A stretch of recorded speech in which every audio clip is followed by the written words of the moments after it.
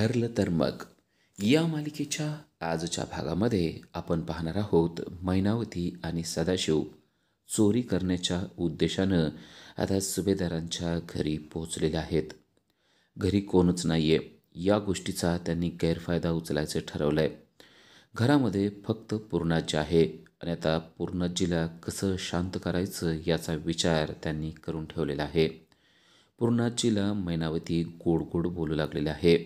मैनावती त्यांना म्हणते की आम्ही खूप मोठी चूक केली आहे, आम्हाला माहिती आहे, पण आम्हाला माफ करा, आमच्या हातून ते सगळं काही चुकून झालेलं आहे, असं सदाशिव आणि मैनावती दोघंही सांगत आहेत. अहो, आम्ही एवढी वाईट माणसं नाहीत, तुम्हाला असं वाटतं ना, पण आम्ही गरीब आहेत, पण आम्ही वाईट नाहीत, असं सदाशिव पूर्णाजीला सांगण्याचा प्रयत्न करतोय आणि आम्ही खूप चांगले आहोत असं दर्शवण्याचा प्रयत्न करतोय. पण खरं तर त्यांच्या मनामध्ये वाईट विचार चालू आहे. आता पूर्णाजीला शांत करून आपण या घरामध्ये जेवढे पैसे, सोनं, नाणं जे काय असेल ते लंपास करायचं असा प्लॅन करूनच ते घरी आलेले आहेत. आणि आता पूर्णाजीला ते म्हणतायत की मी तुमच्यासाठी काय करू सांगा? मी तुमच्यासाठी छान कॉफी करू का? तुम्हाला आवडते ना अशी एकदम गोड गोड कॉफी? तसली कॉफी मी तुम्हाला करून देते, असं मैनावती पूर्णाजीला म्हणते आहे. पूर्णाजीला खरं तर हे सगळं नको आहे, कारण त्यांना हे दोघं घरातच नको आहेत. पण ते दोघे आता छान बोलायला लागलेले आहेत म्हणल्यानंतर पूर्णाजी म्हणते ठीक आहे, बनव कॉफी. आणि आता कॉफी बनव म्हणल्यानंतर मैनावतीला समजतं की आपला प्लॅन यशस्वी होणार आहे. सदाशिव पूर्णाजीबरोबर गप्पा मारत बसतो आणि मैनावती किचनकडं गेलेली आहे आणि आता ती कॉफी बनवू लागलेली आहे. हे सगळं करत असताना त्या दोघांचंही लक्ष पूर्णाजीकडं आहे. पूर्णाजी यांना आपण बरोबर गोडगोड बोलून ही कॉफी पाजायची आणि त्यांना बेशुद्ध करायचं असा विचार त्यांच्या डोक्यात आहे आणि त्यासाठीच तिने गुंगीचं औषध त्या कॉफीमध्ये मिसळलेलं आपल्याला पाहायला मिळतं आहे. पूर्णाजी शांतपणे बसलेली असते तेव्हा तिला आता ती कॉफी त्यांनी आणून दिलेली आहे आणि पूर्णाजीला ते म्हणतायत की बघा, तुम्हाला आवडतं ना, अगदी त्याप्रमाणे कॉफी बनवली आहे, तुम्हाला जरा जास्त गोड आवडतं ना, म्हणून थोडी साखर जास्त टाकली आहे, प्या आणि कशी झाली सांगा बरं. पूर्णाजीला या दोघांवर किंचितही संशय येत नाही. पूर्णाजीनं तर कॉफीचा कप तोंडाला लावलेला आहे आणि एक एक घोट कॉफी ती पिऊ लागलेली आहे. तसं मैनावती आणि सदाशिव खुश झालेले आहेत, कारण त्यांना माहिती आहे की आता काय होणार आहे ते. आणि पूर्णाजी त्यांना सांगते की छान झालेली आहे कॉफी, मी आजकाल एवढं गोड खात नाही ना, त्यामुळं मला जरा हे नको वाटतंय, पण ठीक आहे. तर पूर्णाजीला ते दोघेही म्हणतायत की हा, घरचे तुम्हाला जरा पण गोड खाऊ देत नाहीत ना, पण आता थोडीशी कॉफी कधीतरी गोड प्यायला काय हरकत आहे? तेव्हा पूर्णाजी म्हणते हो, ते अगदी बरोबर आहे, पण कॉफी छान झालेली आहे, असं पूर्णाजी म्हणते. आणि जसं जसं पूर्णाजी कॉफी पित आहे तसं तसं त्या कॉफीचा असर होत असलेला आपल्याला पाहायला मिळतो आहे. पूर्णाजीला आता गुंगी आल्यासारखं होऊ लागलेलं आहे आणि त्या डोक्याला हात लावत आहेत. तेव्हा पूर्णाजीला नक्की काय होऊ लागलं आहे हे सदाशिव आणि मैनावती यांना समजलेलं असतं आणि ते दोघेही त्यांना म्हणतात, तुम्हाला काय त्रास होतो आहे का? गुंगी आल्यासारखं होतं आहे का? बरं चला, आपण तुमच्या रूममध्ये जाऊ, आपण तुमच्या रूममध्ये तुम्हाला झोपूया, असं म्हणून त्या दोघांनी तिचा हात धरलेला आहे आणि ते पूर्णाजीला त्यांनी तिच्या रूममध्ये आणलेलं आहे. पूर्णाजीला रूममध्ये आणून त्या बेडवर तिनं झोपवलेलं आहे आणि पूर्णाजी एका क्षणात पूर्णपणे बेशुद्ध पडलेली आपल्याला पाहायला मिळते. मैनावती आणि सदाशिव यांच्या गुंगीच्या औषधाने पूर्णाजीवर पूर्णपणे काबू केलेला आहे आणि आता त्यामुळे त्या शांतपणे झोपी गेलेल्या आपल्याला पाहायला मिळत आहेत. आणि ते नक्की झोपली आहे का नाही, त्यांना नक्की गुंगी आली का नाही हे पाहण्यासाठी अजूनही मैनावती पूर्णाजी, आहो पूर्णाजी, ऐका मी काय म्हणते, असं म्हणून टाळ्या वाजवून त्यांना शुद्धीवर आणण्याचा प्रयत्न करते. पण पूर्णाजी गाढ झोपी गेलेली आहे आणि त्याच गोष्टीचा फायदा त्यांनी उचलला आहे. त्यांनी आणलेले काळे कपडे घातलेले आहेत की जेणेकरून आपण काय करतोय हे कोणालाही कळू नये, रस्त्यानं जरी आपण निघून गेलो तर कोणाला काही समजू नये असा उद्देश त्यांचा आहे. आणि आता ते तिजोरी शोधत आहेत. त्यांना तिजोरी सापडली आहे, पण तिजोरीची चावी मात्र अजून सापडलेली नाही. चावी कुठं असेल बरं? या म्हातारीनं कुठं चावी ठेवली काय माहिती? असं मैनावती सदाशिव एक एक आपापसात बोलत आहेत आणि चावी शोधत आहेत. तेवढ्यात त्यांना समजतं की नक्कीच चावी ही पूर्णाजीच्या उशाखाली असणार आहे आणि मैनावती जाऊन ती चावी शोधते तर बरोबर तिला ती चावी सापडते. लगेच सदाशिवनं ती चावी कपाटाला लावलेली आहे आणि कपाटातली जी काही तिजोरी आहे ती उघडी झालेली आपल्याला पाहायला मिळत आहे.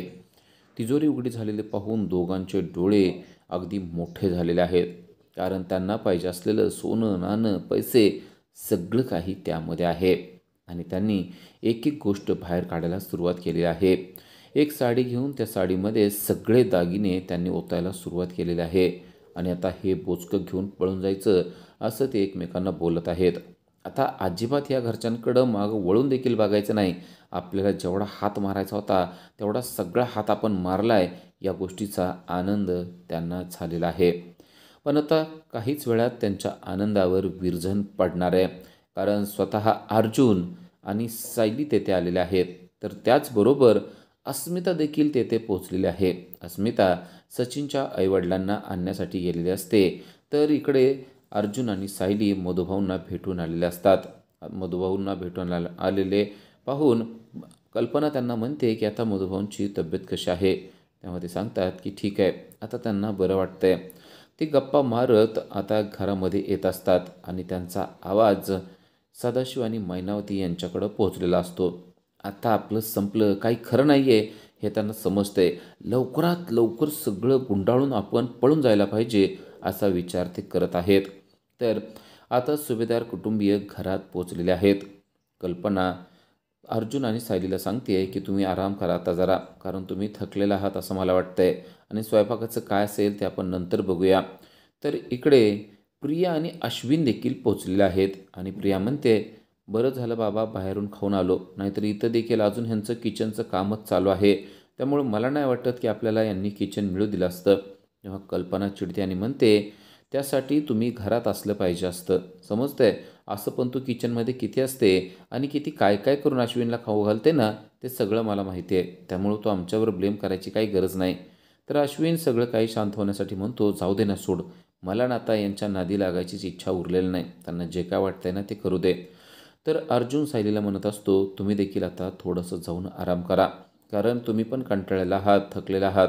आता आपण जाऊया, आराम करूया असं त्यांचं बोलणं चाललेलं असतं. तर तेवढ्यात इकडे हे दोघांचं सगळ्या बॅग वगैरे त्यांचं बोचकं वगैरे पॅक करून पटकन या घरातून निघून जायचा प्लॅन त्यांनी केलेला असतो. पण एक भांडं पडतं आणि बाहेरपर्यंत त्याचा आवाज जातो. आता काय करायचं असा प्रश्न सदाशिव आणि मैनावती यांना पडतो. पण ते लगेच बोचकं घेतात आणि धूम ठोकतात आणि ते पळून जातच असतात. तेवढ्यात सायलीने त्यांना पाहिलेलं आहे. सायली पाहते की हे दोघे पळून चाललेले आहेत आणि सायली जोरात ओरडते की चोर चोर बघा. आणि मग अर्जुन, अश्विन आणि घरातले सगळेच सदस्य अक्षरशः त्यांच्या पाठीमागे पळायला लागतात. एकदम गडबड गोंधळ होतो आणि एकदम गडबड गोंधळ झाल्यामुळं मैनावती आणि सदाशिव एकदम घाबरून जातात. ते सैरावैरा पळायला लागतात. पण अर्जुन, सायली, अश्विन यांनी त्यांना घेरलेलं आहे. सायलीनं जाऊन बरोबर मैनावतीला पकडलेलं असतं. तर अर्जुन हा सदाशिवच्या मागे पळत असतो. अर्जुन आणि अश्विन यांनी सदाशिवला पकडायचा प्रयत्न करत आहेत. तर सायलीने मात्र अगदी करकचून धरलेलं असतं मैनावतीला आणि तिच्या हातातलं गाठोडं देखील खाली टाकून दिलेलं असतं. आणि आता अर्जुनने बरोबर सदाशिवला पकडलेलं असतं आणि त्याला देखील त्याने पकडून ठेवलेलं असतं. तर सायलीने आता मैनावतीच्या तोंडाचा मास्क काढण्याचा प्रयत्न करत असते. मैनावती तो मास्क काढू देत नसते. अर्जुन पाहत असतो की त्याने ज्या व्यक्तीला पकडलेलं आहे त्या पण व्यक्तीने मास्क घातलेला आहे. काळे कपडे घालून आपल्या घरामध्ये चोरी करायला चोर आलेले आहेत या गोष्टीचा त्यांना मोठा धक्काच बसलेला असतो. पण त्यापेक्षा मोठा धक्का त्यांना तेव्हा बसतो जेव्हा त्यांनी त्या दोन्ही व्यक्तीचा मास्क काढून टाकलेला आहे. मास्क काढून टाकल्यावर त्यांना कळतं की सदाशिव आणि मैनावती हेच तर ते दोघे चोर आहेत. यांनीच या घरामध्ये चोरी करायचा प्रयत्न केलेला आहे. आणि हे पाहून घरातल्या सर्वांनाच मोठा धक्का बसतो. पण अर्जुन आणि सायली यांना आता काही आश्चर्य वाटत नाही. या दोघांकडून हीच गोष्ट होऊ शकते हे मात्र अगदी त्यांना माहिती आहे. कारण हे दोघं काय काय करू शकतात हे आता त्यांना काही दिवसामध्ये चांगलंच समजलेलं असतं. पण बाकीचे जे सुभेदार कुटुंबीय आहेत त्यांना मात्र प्रचंड धक्का बसलेला असतो, की हे दोघे ज्या घरात राहत आहेत त्याच घरात चोरी कसं काय करू शकतात? असा मोठा धक्का त्यांना बसलेला असतो. तर अर्जुन म्हणतो, तर यांनी जे काय करायचं आहे ते केलं आहे. यांना चोरी करायची होती आणि त्यांनी चोरी केलेली आहे. आणि सदाशिव मैनावतीला काय बोलावं तेच कळत नसतं.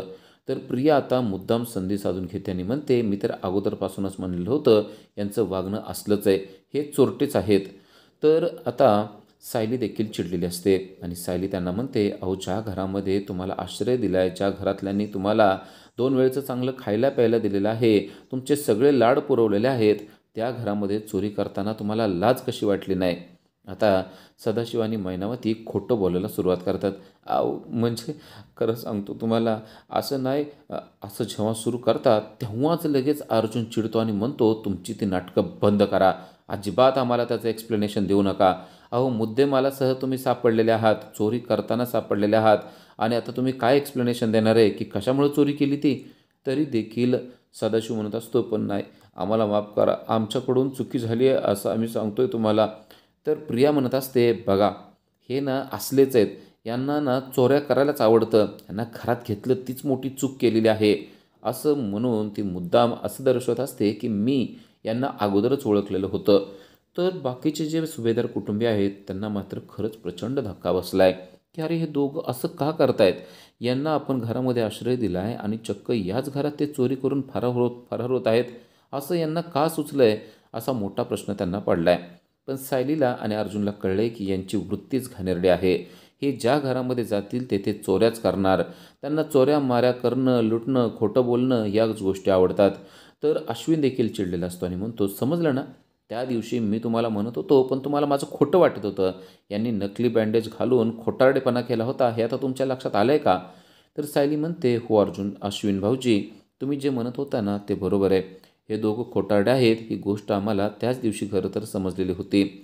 आता सदाशिव आणि मैनावती हे सगळ्यांची माफी मागत असतात आणि आमचं चुकलं हो, आम्हाला माफ करा असं बोलत असतात. पण आता बाकी सगळेच सदस्य त्यांच्यावर चिडलेले असतात. कल्पना देखील चिडलेली असते. म्हणते, अहो तुम्ही या सायलीचे आईबाबा आहेत म्हणून तर आम्ही सगळं सहन करतोय. जर का ते तसं नसतं ना तर आम्ही तुम्हाला चांगली लायकी तुमची दाखवली असती. आणि तेव्हाच सायली म्हणते की हो, तुम्ही म्हणताय तेच बरोबर आहे. हे दोघेही माझे आई वडील नाहीत, ही गोष्ट आता आम्हाला समजलेली आहे. आणि तेव्हा सर्वांनाच मोठा धक्का बसलेला आहे. कारण सायलीने त्यांना अक्षरशः आईवडील नाहीत असं डायरेक्ट जाहीर करून टाकलं आहे. तर प्रियाला तर मोठाच धक्का बसला आहे. म्हणजे नक्कीच सायलीकडं काहीतरी पुरावा आहे, त्यामुळंच तिने असं बोललेले आहे हे तिला लक्षात आलेलं आहे. तर अर्जुन देखील म्हणतोय की हो, हे सायलीचे आईवडील नाहीत हे आता सिद्ध झालेलं आहे. तेव्हा प्रियाला काय बोलावं कळत नाही. तर आता सायलीच सांगू लागते की यांच्याविषयी आम्हाला आता चांगलीच माहिती समजलेली आहे. कारण मधुभाऊंनी स्वतः मला सांगितलं आहे की हे माझे आईवडील नाहीत. यासाठीच मी त्यांना तिकडं घेऊन गेलेले होते, मधुभाऊंसमोर उभा केलं होतं आणि मधुभाऊ आता बोलू लागलेले आहेत. म्हणजे ते तोंडानं बोलत नसतील पण डोळ्यांची उघडझाप करून प्रत्येक प्रश्नाचं उत्तर देऊ शकतात आणि खरं खोटं काय आहे ते सांगू शकतात. जेव्हा मी त्यांना उभा केलं तेव्हा त्यांनी सांगितलं की हे दोघेही माझे आईवडील नाहीत. हे सगळं कळल्यावर कल्पनाला धक्का बसलेला आहे. तर अर्जुन म्हणतो की या अगोदर मी ते सिद्ध करण्याचा प्रयत्न केला देखील होता. कोणाला काही कळू न देता मी DNA टेस्ट देखील केलेली होती. DNA टेस्ट ही पॉझिटिव्ह आलेली होती. ही सगळी गोष्ट मी सायलीला सांगितली देखील, पण सायलीचा मात्र या गोष्टीवर विश्वासच बसत नव्हता. तेव्हा आम्ही ठरवलं की अजून या गोष्टीच्या तळापर्यंत जायचं. आणि मग या दोघांना विचारल्यावर त्यांनी सांगितलं की तुम्ही एका मावशीकडे जा, मंदा साळुंके नावाच्या व्यक्तीकडे जा. त्यांना शोधायला गेलो तर तशा नावाची व्यक्तीच नव्हती हे कळलं. आणि त्यानंतर एक मोठं सत्य समोर आलं की लहानपणी या दोघांनी त्यांच्या मुलीला एका बाईला विकलेलं आहे. आणि या सगळ्या गोष्टीवरून आम्हाला समजलं की नक्कीच हे माझे आईवडील असू शकणार नाहीत. आणि त्याच गोष्टीला दुजोरा दिला तो म्हणजे मधुभाऊ यांनी. हे सगळं ऐकल्यावर प्रिया घाबरली आहे. आता मधुभाऊ जर का उत्तर देऊ लागत असतील तर प्रिया हीच बबली आहे हे देखील सिद्ध होणार आहे या गोष्टीमुळं तिच्या अंगाचा थरकाप उडालेला आहे. कारण सायली आणि अर्जुन हे बरोबर त्यांना प्रश्न विचारतील, आपले लहानपणीचे फोटो दाखवतील आणि आपणच बबले आहेत हे सिद्ध करतील, या गोष्टीची तिला भीती वाटू लागलेली आहे. या दोघांचं आता काय करायचं हा मोठा प्रश्न आहे आणि त्या दोघांना हाकलून द्यायला पाहिजे असं ती म्हणत आहे. तर हे दोघेही माफी मागत आहेत. अहो चुकलं म्हणलं ना आमच्याकडून, एवढी वार फक्त आम्हाला माफ करा असं ते म्हणतायत. तेव्हा अर्जुन आणि सायली म्हणतात, अहो तुमची या घरामध्ये राहण्याची लायकीही नाही आणि काही कारणही नाही. कारण तुम्ही आता सायलीचे आईबाबा देखील नाही आहेत.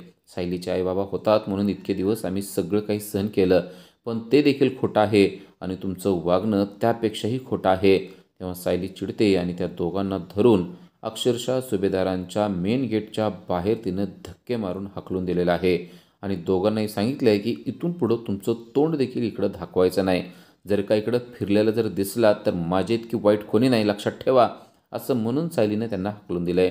आणि हे दोघेही आता बाहेर पडलेले आहेत. म्हणत होतं ना, लवकरच आपण मोठा हात मारायला पाहिजे होता, आपल्याकडून उशीरच झाला, अशा फालतू गप्पा मारत ते दोघेही आता बाहेर चाललेले आहेत. पण पूर्णाजी अजून कसं काय आली नाही या गोष्टीमुळे सगळेजण शॉक झालेत. उद्याच्या भागामध्ये पाहायला मिळतं की या दोघांनी पूर्णाजीला गुंगीचं औषध दिलेलं आहे हे आता सिद्ध झालेलं असतं. पूर्णाजी तिच्या रूममध्ये शांतपणे पडलेले आहे. पूर्णाजीला काय झालं आहे या गोष्टीमुळे मात्र सर्वजण सिरियस झालेले आहेत. कारण पूर्णाजीला उठवलं तरी पूर्णाजी उठत नाही आहेत. नक्की काय झालं आहे, या दोघांनी काय केलं आहे असं ते पाहतात. तेव्हा त्यांच्या लक्षात येतं की पूर्णाजी ही बेशुद्ध झालेली आहे आणि लगेच डॉक्टरांना बोलवलं जातं आणि पूर्णाजीला शुद्धीवर आणलं जातं.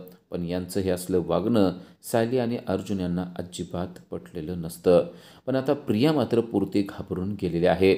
प्रियाला समजलं आहे की मधुभाऊ शुद्धीवर आलेत म्हणल्यानंतर आपलं काही एक खरं नाही. आता लवकरच या गोष्टीचा उलगडा होईल की प्रिया हीच बबली आहे आणि त्यामुळं समजेल की जर का प्रिया ही बबली असेल तर सायली हीच तन्वी आहे. अशा सिरियलच्या अपडेटसाठी आजच आमच्या चॅनलला सबस्क्राईब करा. थँक्यू.